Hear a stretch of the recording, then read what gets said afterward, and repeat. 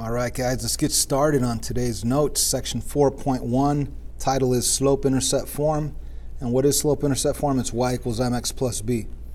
Keep in mind the word form is just the way the equation is organized. We've already known about standard form, we've known about function form, and now the most important form, slope-intercept form. Before we even begin with the notes, let's do this class opener. And on all these, they're asking us to find the slope of the line that passes through this point and this point. Again, you could, one option is to graph it on an XY plane and then count how much you rise from one point to the other, how much you rise and how much you run, and that would be your slope. Or since there is no graph, since we can't visually see it, the easier thing to do is to use the slope formula. There's a slope formula. Of course, we're going to do the division and the subtraction symbols, and then we're going to actually plug in our y2 and y1 value, x2 and x1 value. And if you're thinking where we get those from, we get them from the coordinates. Remember, a coordinate is really an x and y value, x and y value. This is our first point, so let's put a 1 next to them. This is our second point, so let's put a 2 next to them. So when we say we're going to put y2 on the top left, we know that that's really a 5. So let's put a 5 right there. And when we say y1, that's really a -3. And when we say x2 down here, it's going to go right here, x2 is really 4. So 4 is down here on the bottom left, and x1 is -2 on the bottom right. And of course, we do the division and the subtractions first, so we could clearly see when we have a minus, because we need to change it to a plus, both top and bottom. So in this case, the slope, the m value, is really a rise 8 over a run 6. Now, whenever you could reduce a fraction, it's better to reduce it. So our final answer is going to be m equals 4 over 3, rise 4 over run 3. Let's move on to number 2. Once again, slope formula, and then again we label our coordinates, and after that we plug it in. Start by doing the division and the subtractions, and of course our y2 value is -2, our y1 value is 7, our x2 value is -5, and our x1 value is 2. And when we work this out, we get a -9 up on top over a -7 on the bottom. You can't reduce it, but what we should remember is that a negative divided by a negative, it's really a positive. So our final slope, m equals 9 over 7, positive 9 over 7. Let's move on to number 3. There's the setup. Now let's plug in our values. -5, -3 over 2. And of course, the minus changes the plus. What do we get? On top, we get a -2. On the bottom, we get 0.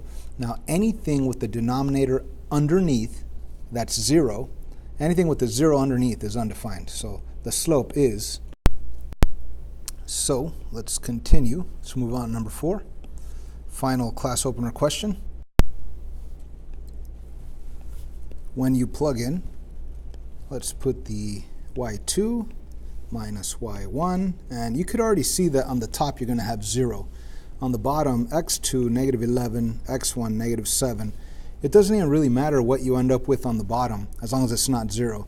On top, we get 0, and on the bottom, it doesn't matter. It's a number, right? I mean, it's actually -4, 0 over -4. But 0 over anything, as long as it's not 0 over 0. Anything over 0 is undefined. But if you have 0 on top divided by anything, that's going to just be 0. So the m is 0. Okay, when 0 is on top, it's 0. When 0 is underneath, undefined. Undi. Moving on to the next question. Number 5, it says graph y plus 1 equals 2/3 x. First write it in function form and then use an input-output table. So the first thing to do is to make sure that it's in the correct form, function form, getting y by itself. So we need to get rid of the plus 1 that's in front. So I'm going to subtract 1 and subtract 1. So my new function form equation is y equals 2/3 x minus 1. Now after this, we're going to make an xy table, an input-output table, and we're going to plug in 3 easy numbers and pull out 3 answers. So I always say if you don't have a fraction with x, use 0, 1, and 2. but we do have a fraction with x. So you're going to go 0 and the denominator 3, and maybe double the denominator 6. Or a better option here would be negative 3. Because if you actually go out to 6, look at the graph that they give us. 1, 2, 3, 4, 5, 6. You're going to be off of the graph. So it's not a good idea to use 6. But since 3 fits, you might as well use negative 3, which is going to be on this side. So 0, 3, and negative 3 are the best options. So let's plug in 0. So there's my equation written over again, and I'm plugging in 0 for x. And 2/3 times 0, this right here is just 0. And 0 take away 1 is negative 1. So this is a coordinate, 0, negative 1. If I actually go to the coordinate 0 on the x and negative 1 on the y, that's my dot right there. 0, negative 1. Let's move on to the next one. Let's plug in 3. So let me rewrite my equation. There it is. And let me plug in the input 3 into the x position. Now, of course, 3 on top and a 3 on the bottom cancel out. So you end up with 2 take away 1.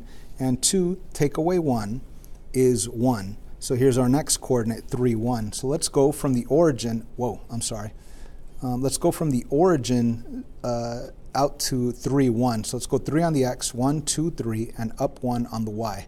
So that's 3, 1, the coordinate. And we already have the line right here, guys. I mean, you could start drawing it if you want. But I know that my other point is going to be down here. Let me just prove it to you by plugging in negative 3. So let's plug in negative 3 into, let me rewrite the equation once again. And let me plug in a negative 3 right in here. And of course, the 3 on top, the negative 3 divided by 3 cancels out and it becomes negative 1. So I really have a negative 1 right here. So I really have 2 times negative 1. 2 times negative 1 is negative 2. Bring down the minus 1. That'll give you an output of negative 3. So negative 3 input gives you the output negative 3. So if I do go from the origin, negative 1, 2, 3, and then I go down 1, 2, 3, here's my final point. And we already saw that. But the coordinate is negative 3, negative 3. Let's extend the line, draw some arrows, and that's the process that we know how to do so far to graph an equation.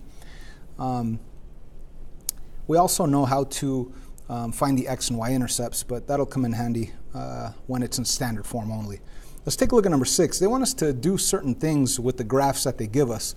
They want us to find the m and also find the y-intercept of the following lines. Okay, so finding the slope, we already know that slope is rise over run. Now, if it's going up from left to right, then it's positive rise. If it's going down from left to right, then it's a negative rise. Okay, the run, we're always going to look at it positively from left to right. Okay, so just keep that in mind. When we're looking at lines, you always want to look at the line from left to right. And from left to right, it's obviously going up.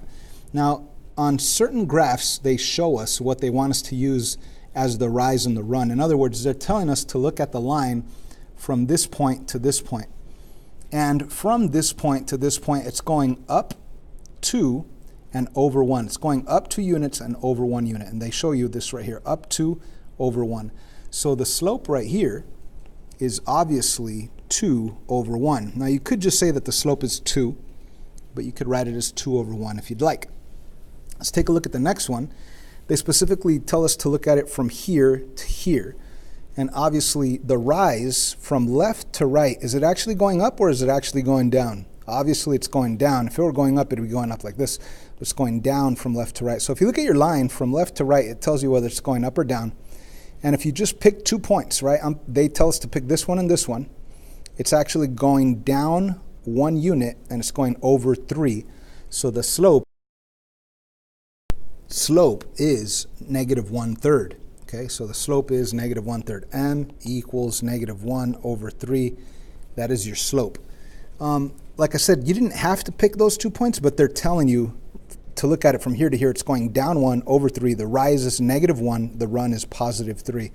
Now, you could have picked, if you wanted to, you could have picked this one over here and this one down here.